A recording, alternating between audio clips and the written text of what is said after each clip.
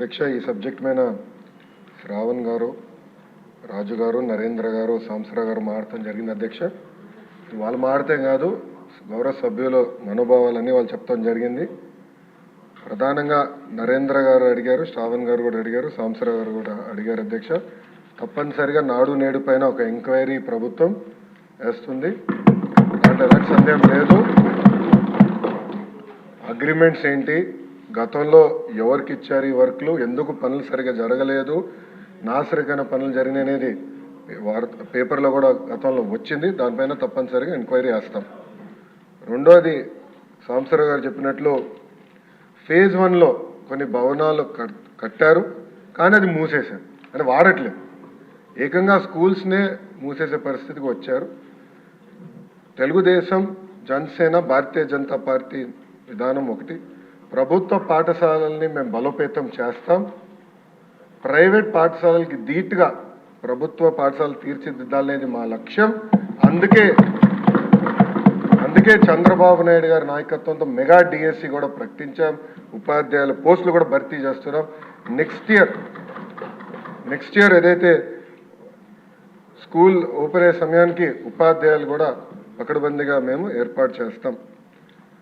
దాంతోపాటు రాజుగారు ప్రధానంగా ప్లే గ్రౌండ్స్ ఏర్పాటు చేస్తే బాగుంటుందని కోరారు. ఉపాధి హామీ పథకంతో అనుసంధానం చేస్తాం. పవనంతో నేను చర్చిస్తాను. ఆయనతో పాటు మన స్పోర్ట్స్ మినిస్టర్తో కూడా ఆల్రెడీ డిస్కషన్ చేశాను.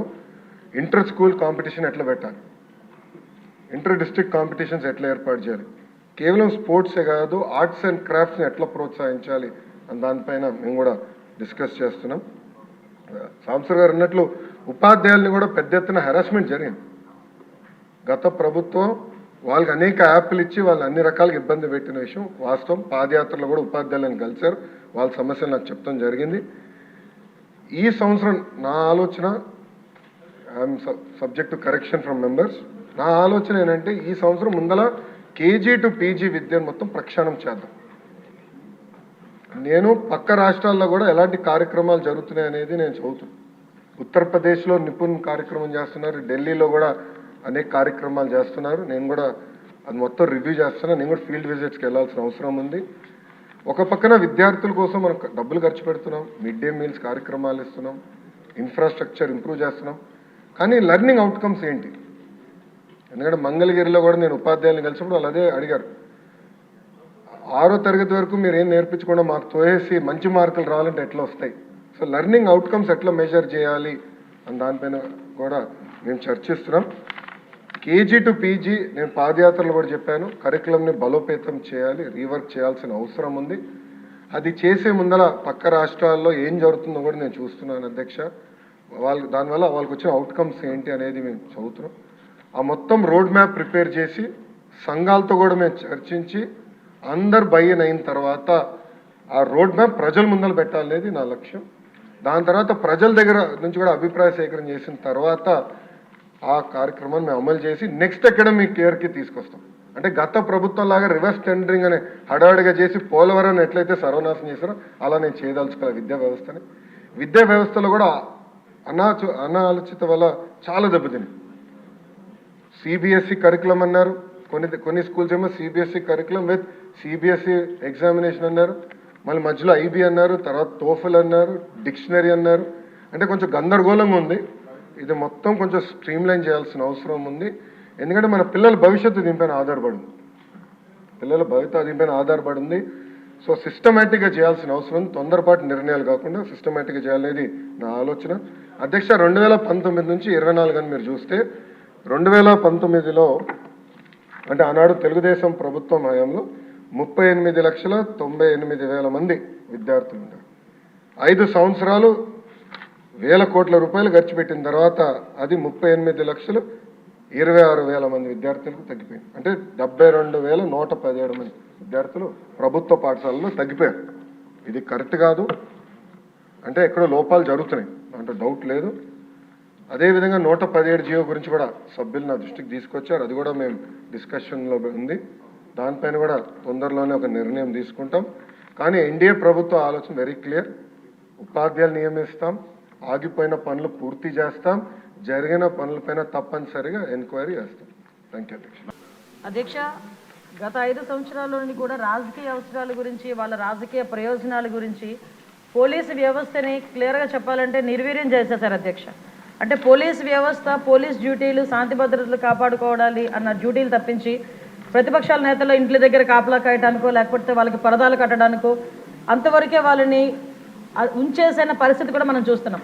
దానిలో భాగంగానే కనీసం పోలీసు వ్యవస్థకి ఏదైతే వాళ్ళకి పోలీసు బలోపేతానికి కానీ, అదేవిధంగా వాళ్ళ వెల్ఫేర్ గురించి కానీ, వాళ్ళకున్న చిన్న చిన్న ఇమ్యూనిటీస్ గురించి కూడా ఎక్కడ కూడా ఆలోచన చేయకుండా మొత్తం అంతా నిర్వీర్యం చేసిన పరిస్థితి వచ్చింది అధ్యక్ష. ఇప్పుడు ఇందాక మన ఎమ్మెల్యేగా అడిగారు అధ్యక్ష, ఈ వీఆర్లో ఉన్న వాళ్ళ పరిస్థితి గురించి. నిజంగా వీఆర్లో ఉన్న వాళ్ళ పరిస్థితి చూస్తాను అధ్యక్ష, ఒక్కొక్కసారి వాళ్ళకి 6 months వరకు వీఆర్లో ఉంటారు. తర్వాత 6 months తర్వాత వాళ్ళకి ఆ జీతభత్యాలు ఇవ్వాల్సిన అవసరం కూడా ఉంటుంది అధ్యక్ష. కాకపోతే ఈ రోజుకి కూడా లాస్ట్ 5 సంవత్సరాల పరిస్థితి ఎలా తీసుకున్నారంటే పోలీస్ డిపార్ట్మెంట్లో కొంతమంది అఫీషియల్స్ని వాళ్ళకి నచ్చకపోయినా క్యాస్ట్ బేస్ చేసుకొని వాళ్ళకి రాజకీయంగా వాళ్ళకి అనుకూలంగా ఉండరు అనుకున్నా, వాళ్ళకి వ్యతిరేకంగా ఒక పని చేసినా, వాళ్ళు చెప్పిన పని చేయకపోయినా కూడా వాళ్ళు చాలా క్లియర్గా వాళ్ళందరినీ తీసుకెళ్లి వీఆర్లో పెట్టడమే కాకుండా 2 సంవత్సరాలు 3 సంవత్సరాలు కూడా జీతభత్యాలు లేకుండా వాళ్ళ చేత పని చేయించుకున్న పరిస్థితి కూడా మా దృష్టికి వచ్చింది అధ్యక్ష. ఎట్టి పరిస్థితుల్లోనే అలాంటి వాటి మీద ఫర్మ్గా ఉంటాము. డెఫినెట్గా వాళ్ళకి జీతభత్యాలు ఇచ్చే పరిస్థితి కూడా ఇప్పుడు మేము తీసుకుని వస్తాం అధ్యక్ష. అదేవిధంగా వాళ్ళందరికీ కూడా ఇందాక సార్ అన్నారు, కనీసం పిల్లలకి చదివించుకోవడానికి కానీ పెళ్లి చేసుకోవడానికి కానీ. సరే, ఇక్కడ ఒక విషయం చెప్పాలి, సుమారుగా గవర్నమెంట్ ఎంప్లాయీస్ తాలూకా జీపీఎఫ్ అంతా కూడా డైవర్ట్ చేసేసాడు లాస్ట్ 5 yearsలో. దానికి కోర్టుకి వెళితే టెక్నికల్గా ఏం చెప్పారంటే అన్ఎక్స్పెక్టెడ్గా వెళ్ళిపోయింది, డబ్బులు మాకు సంబంధం లేకుండా వెళ్ళిపోయిందని ఆన్సర్ కూడా గవర్నమెంట్ నుంచి కోర్టుకి వెళ్ళిన పరిస్థితి కూడా మనం చూస్తూ ఉంటే సిగ్గుపడాలి ఈరోజు. అంటే వాళ్ళు దాచుకున్న వాళ్ళ సొమ్ము కూడా వాళ్ళకి తిరిగి ఇవ్వడానికి కూడా లాస్ట్ గవర్నమెంట్ 5 సంవత్సరాలు కూడా జగన్మోహన్ రెడ్డికి మనసు రాలేదు అధ్యక్ష. ఈరోజు తిరిగి పోలీస్ వ్యవస్థల గురించి, విధానాల గురించి, రాజ్యాంగం గురించి ఆయన మాట్లాడుతుంటే కొంచెం మనందరూ కూడా ఇబ్బంది పడాల్సిన అవసరం ఉంది అధ్యక్ష. లాస్ట్ 5 years ఇంకోటి అధ్యక్ష, మనకి వెహికల్స్ గురించి కూడా ఇందాక చెప్పారు. వెహికల్స్ గురించి కూడా చాలా క్లియర్గా చెప్పాం. డెఫినెట్గా కొత్త వెహికల్స్ తీసుకోవడానికి గవర్నమెంట్కి ప్రతిపాదన పంపిస్తున్నాం అధ్యక్ష. ప్రతి చోట కూడా వెహికల్స్ మీరు అన్నదైతే వాస్తవం అండి, వెహికల్స్ చాలా ఇబ్బందిగా ఉంది. అంటే స్క్రాప్కి వెళ్ళిపోయే వెహికల్స్ 15 yearsకి ఎట్టి పరిస్థితుల్లోనే స్క్రాప్కి ఇచ్చేయాలి. ఆ వెహికల్స్ అన్నీ కూడా చాలా ఉన్నాయి. ఇంచుమించు 50% మనకి కొరత అయితే ఉంది, దానికి కూడా అధిగమిస్తాం. అదేవిధంగా మనందరికీ కూడా 120 లీటర్ల గురించి చెప్పారు అధ్యక్ష. యాక్చువల్గా అయితే ఏజెన్సీ లెవెల్లో ఎక్కడైనా కంపల్సరీగా కావాలి అనుకుంటే కనుక మన డిపార్ట్మెంట్ నుంచి ఎస్పీ లెవెల్లో వాళ్ళకి డీజిల్ పెట్రోల్ ప్రొవైడ్ చేయొచ్చు. కానీ పరిస్థితి ఎందుకంటే రిస్ట్రిక్షన్ పెట్టారు, 120 liters అని రిస్ట్రిక్షన్ ఉంది. దాన్ని ఈరోజు ఒక 300 liters వరకు కూడా రిస్ట్రిక్షన్ని పెంచే క్రమంలో ముందుకెళ్తున్నాం అధ్యక్ష. అదేవిధంగా ఇప్పుడు మీరు అడిగారు అధ్యక్ష, మనకి ఏపీఎస్పీ నుంచి ఏఆర్కి వెళ్ళేదానికి కన్వర్షన్ లిస్ట్ కూడా రెడీగా ఉంది అధ్యక్ష. దీనికి అతి తొందరలోనే వాళ్ళందరికీ కూడా ఏపీఎస్పీ నుంచి ఏఆర్కి పంపించే ఏర్పాటు కూడా జరుగుతుంది. ఒకటి మాత్రం క్లియర్ అధ్యక్ష, ఈరోజు ఏ శాంతి భద్రతలు అయితే వాళ్ళు మాట్లాడుతున్నారో, జగన్మోహన్ రెడ్డి వాళ్ళు మాట్లాడుతున్నారో, అంటే ప్రతిపక్ష నాయకుడు కాదు కాబట్టి అసెంబ్లీలో పులివెందుల ఎమ్మెల్యే గారు మాట్లాడితే ఆ ప్రికాషన్స్ తీసుకొని వచ్చి శాంతి భద్రతలకు మాట్లాడుతున్నారు. ఒక్కసారి బ్యాక్కి వెళ్ళాలి అధ్యక్ష. శాంతి భద్రతల విషయంలో శాంతి భద్రతలను కాపాడుకోవడానికి అసలు పోలీస్ డిపార్ట్మెంట్కి వాళ్ళు ఏం చేశారు ఈ రోజుకి కూడా చాలా క్లియర్గా చెప్తున్నాం అధ్యక్ష. పోలీస్ డిపార్ట్మెంట్ని రాజకీయ అవసరాల గురించి కాకుండా ప్రజల భద్రత గురించి, శాంతి భద్రతల విషయంలోని కూడా మేము ముందుంటామని మనస్ఫూర్తిగా మీ అందరికీ కూడా తెలియజేసుకుంటున్నాను అధ్యక్ష.